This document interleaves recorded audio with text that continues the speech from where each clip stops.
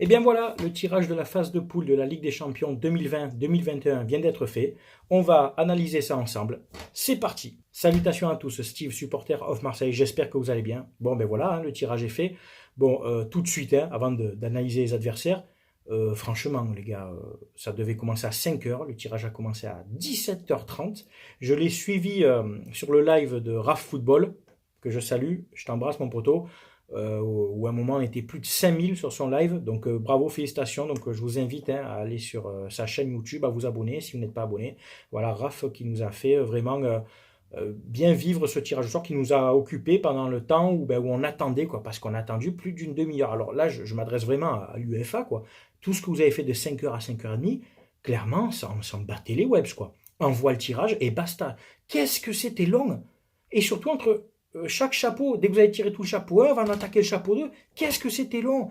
Tire et basta, quoi. Enfin, tu vois, c'est bon, quoi. Nous, ce qu'on veut, tous, hein, tous supporters d'Europe, c'est de connaître nos adversaires. Tout votre fumisterie autour, on s'en fout, clairement. Bon, alors on va parler tout de suite des adversaires. Ben, je vais parler des adversaires du PSG, de Rennes, et après on va finir par l'OM. Bon, le Paris Saint-Germain qui était dans le chapeau, hein, c'est logique, champion de France, donc finaliste de la dernière Ligue des Champions, a hérité donc de Manchester United, de Leipzig et du Istanbul Basaksehir. Désolé si j'ai un peu écorché le champion turc, je ne connais pas cette équipe. Bon, clairement, le Paris Saint-Germain est largement favori pour finir premier de son groupe. La plus grosse équipe, ce sera en face Manchester.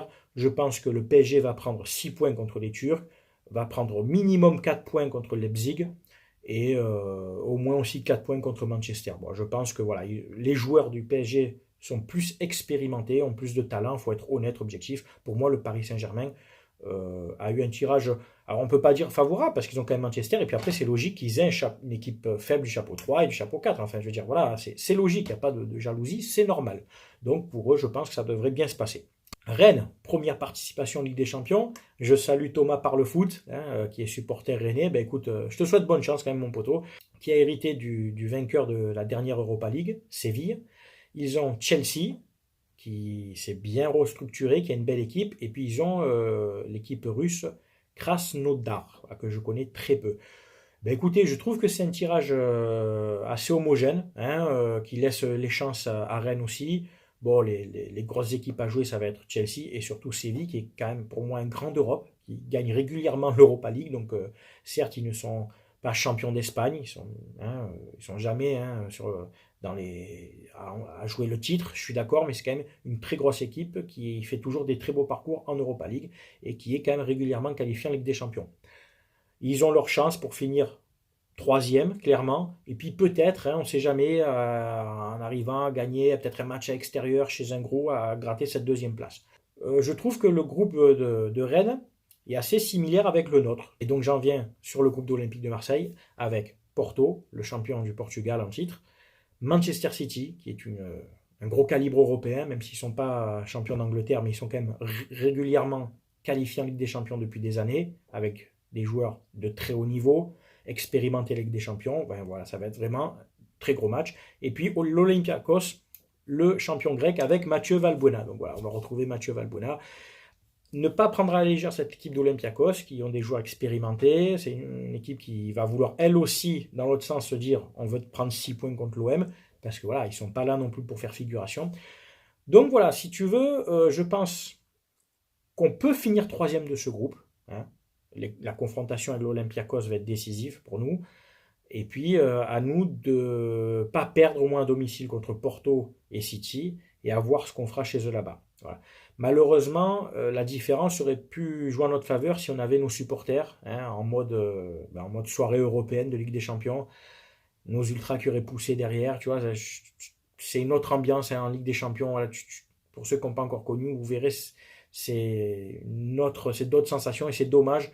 Il n'y aura pas malheureusement nos supporters, à part si d'ici là ça change, mais je ne crois pas. Et je pense que ça nous aurait beaucoup aidé parce que on a très peu de joueurs expérimentés pour jouer avec des champions. Mandanda est le joueur le plus capé hein, chez nous. On a Strootman, mais qui n'entre pas trop dans les plans de Villas-Boas. Après, on a qui Oui, on a Germain qui a fait quelques matchs de Ligue des Champions de Monaco.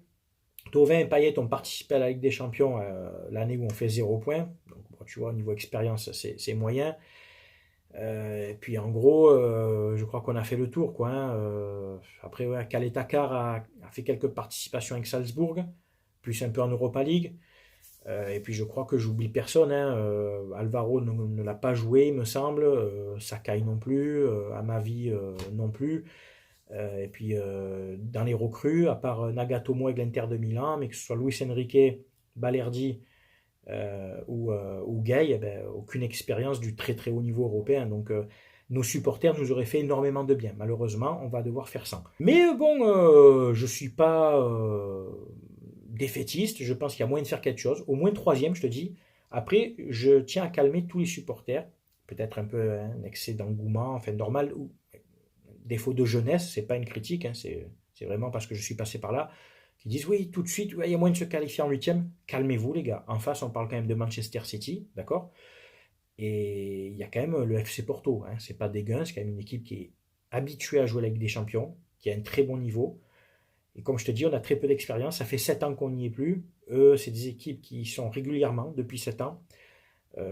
Et au vu de ce qu'on voit depuis le début de la saison, eh ben non, je suis désolé, mais si encore on avait gagné tous nos matchs, enfin quasiment tous nos matchs, qu'on avait produit du beau jeu, un peu comme l'année dernière, ou si on était en mode comme les équipes d'Eric Guéretz ou de Didier Deschamps dans ses premières années, je t'aurais dit oui, on peut jouer clairement la deuxième place.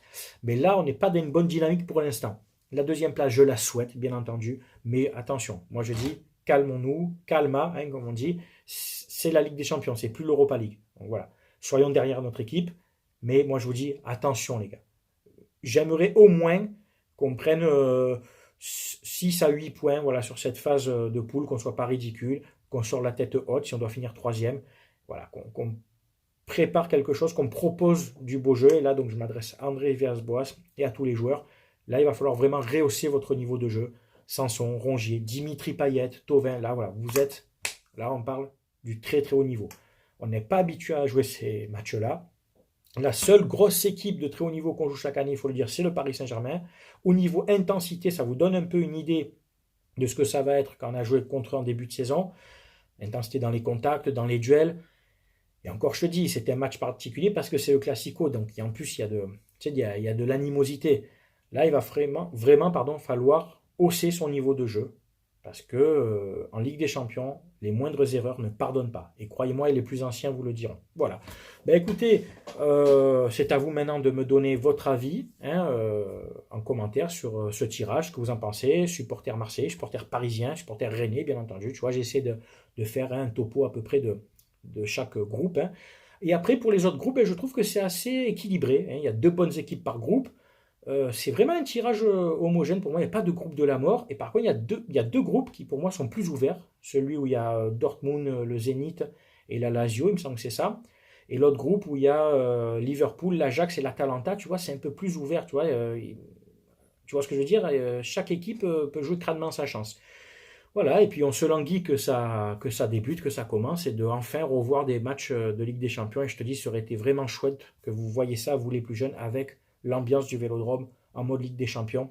En gros, pour vous faire simple, c'est ce qu'on a vécu contre Leipzig et Salzbourg à domicile, clairement. Voilà. Merci à tous d'avoir écouté ma vidéo, c'était Steve, supporter of Marseille. Je vous embrasse à tous. Big up à Raf Football qui a fait un très bon live. Je te remercie, mon poteau. Grosse dédicace à Frankie Foot, ouais, le youtubeur aussi Marseille. Je vous invite à aller sur sa chaîne. Et puis voilà, un petit coucou à Thomas Parle Foot, hein, le youtubeur qui est aussi supporter rennais, qui va apprécier de voir son équipe en Ligue des Champions. Voilà, à très bientôt. Ciao, ciao tout le monde.